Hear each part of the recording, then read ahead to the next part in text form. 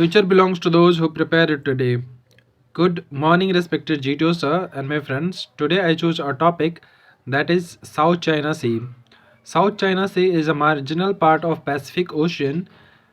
It surrounded by the countries that is Philippines, Brunei, Singapore, Taiwan, China, and the other countries. If we talk about why we are discussing about South China Sea, South China Sea is a very important part as compared to the trade. For example, one third of world trade pass through the South China Sea, and if we compare that, what is the importance of India? A 200 billion of trade pass, 200 billion trade of India pass through South China Sea. Also, our students which is studying in the Japan or Singapore or the other other countries, they go through South China Sea. So it is very important for the strategic point of view also. And also South China Sea is full of resources, for example minerals, uh, minerals, and also uh, gases and oil. So it is very important for that. So now let's talk about what is the present status presently. If we talk about US point of view, US has putted 328 billion of rupees into the South China Sea ASEAN countries, and also ASEAN countries. Now let's talk about what are the challenges faced by the countries which is there. So first challenge is that the first country is that ASEAN countries is totally dependent upon China for their economic development, and also they are dependent upon the US for the security and the other security regions.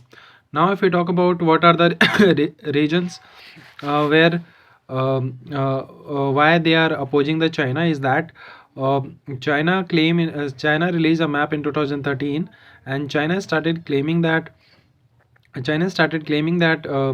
the 9 dash line. So the area between that 9 dash line is belong to China. It means that the whole South China Sea is belong to China. There is 130 islands and reefs are there. So China claiming all the islands and are there. China make artificial islands there in 1970s or 80s, and now China is claiming that the whole part of South China Sea belong to China. So this is one concern. Also, we know that the exclusive economic zone of Philippines or Vietnam, generally these countries were in the news because they were doing drilling in their own exclusive zone, economic exclusive zone. But Chinese naval vessels came there and started opposing and bullying the